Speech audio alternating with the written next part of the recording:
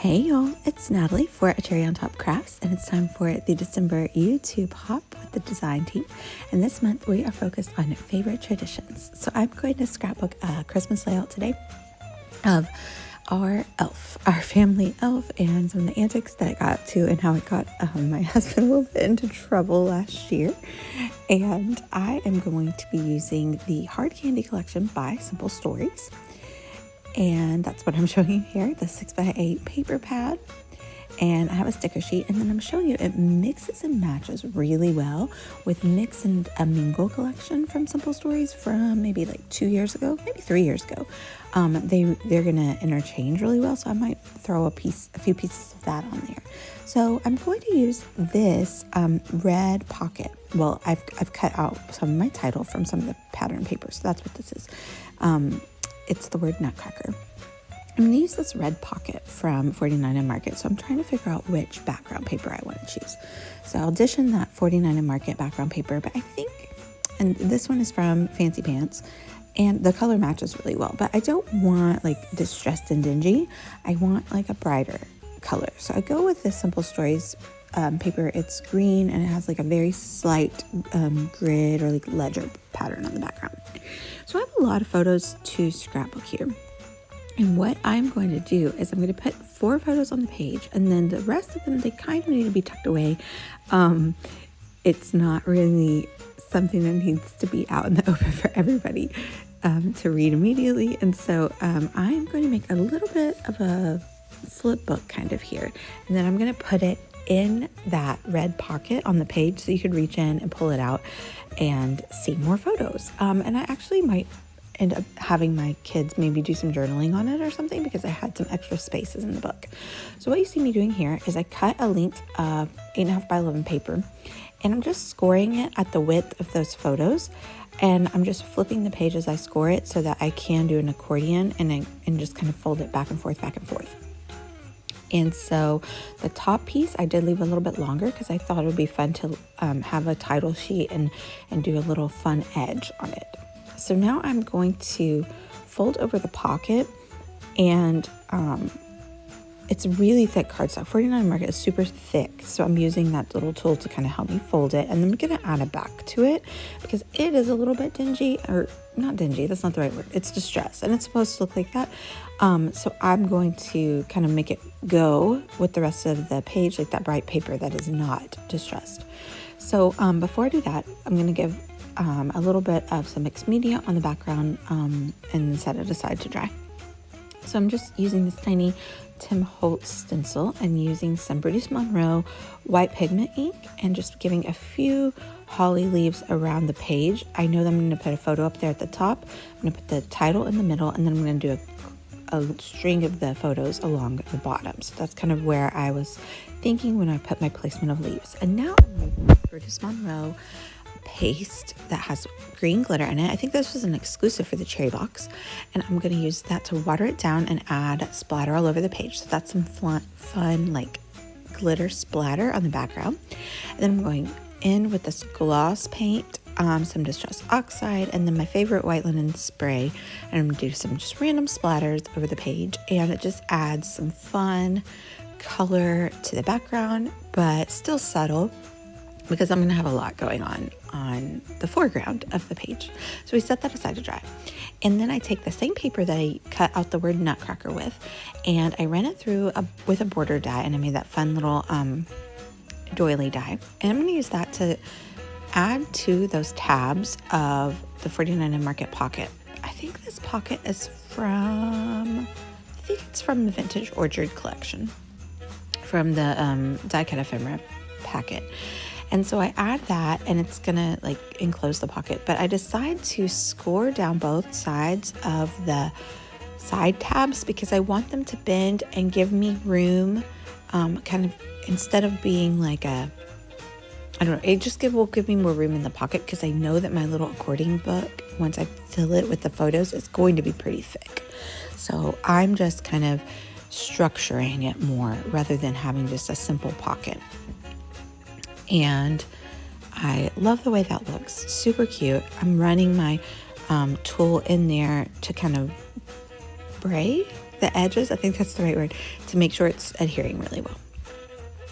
And what's next? Okay, so next I have my book. You know, I said the top part out was going to be a little bit of an overhang.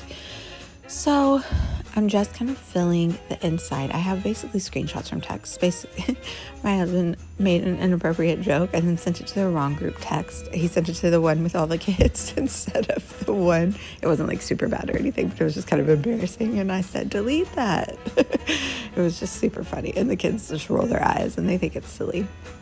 But that's what is inside. And then also a citation, because sometimes our elf has to be the disciplinarian, even though he's naughty, but he has to bring citations for the kids when they're naughty. So Lachlan got a citation last year.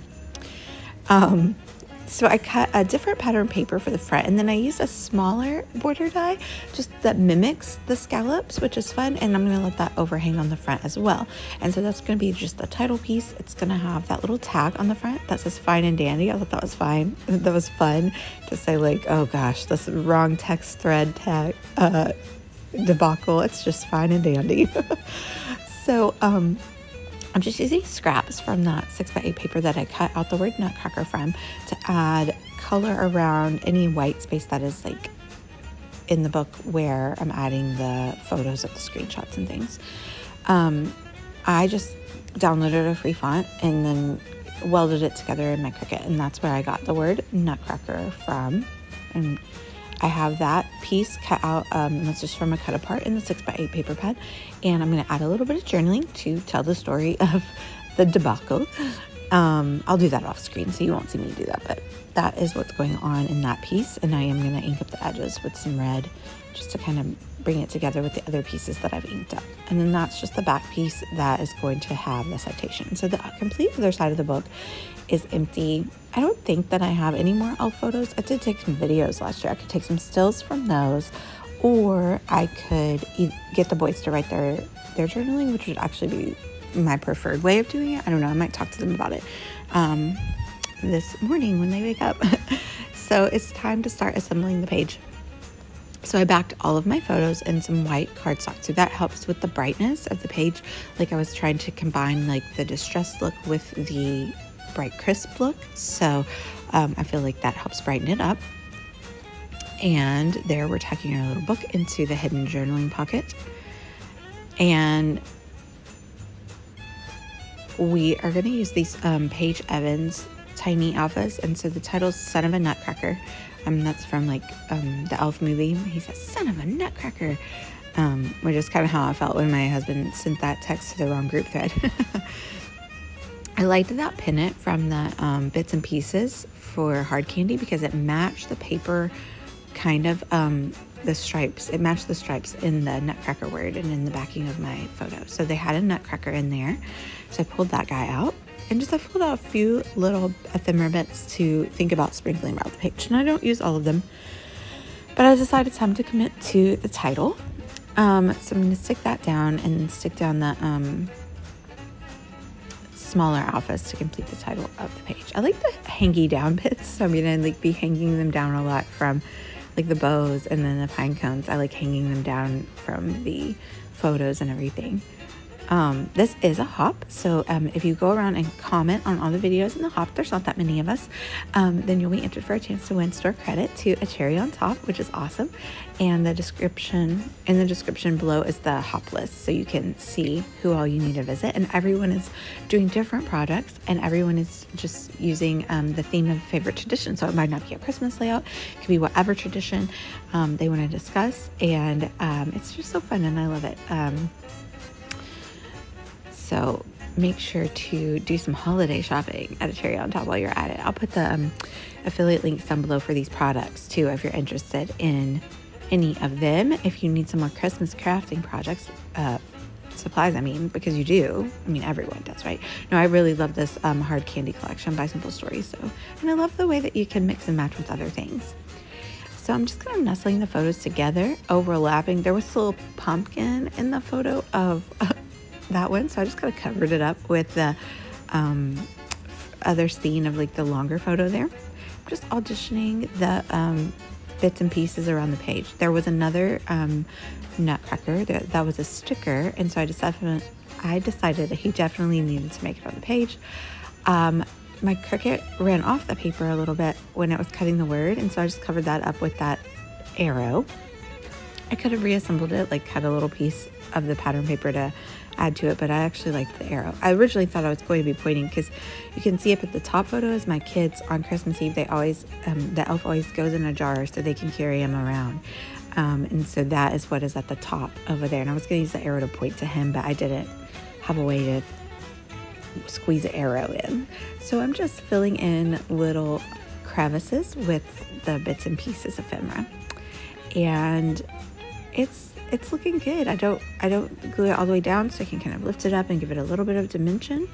But I think we're about to call it a layout. I'm looking, and it took me a while to embellish, because I'm like, it needs something. And I finally decided it needs, oh, no, I didn't do it yet. I'm adding little stars or snowflakes, whatever you want to call them. But under the Nutcracker, it needed something. I wanted to marry up the cluster at the top with the middle, with the bigger cluster at the bottom. And it wasn't quite married up yet, so I decided this is the piece. It matches all of the title, and that was exactly what that layout needed. Those are my favorite pieces. If they would make a sticker sheet with just those little tiny banners and garlands, I would use the heck out of that, man. Those are always my favorite pieces, whether it be in ephemera or in stickers. So shout out to Simple Stories if anybody knows them. But we're going to call it a layout. I think I'll just add one more little word piece onto the pocket, but that's what you'll see in the final shots. And you can see the dimension that the splatters made on the background, which is really fun. Let me know if you have any questions. Check out the links below, and make sure you hop along and check out everybody's video and comment for a chance to win store credit. Thank you guys so much for watching. Also, let me know in the comments, what is your favorite tradition for the holidays? Bye, y'all.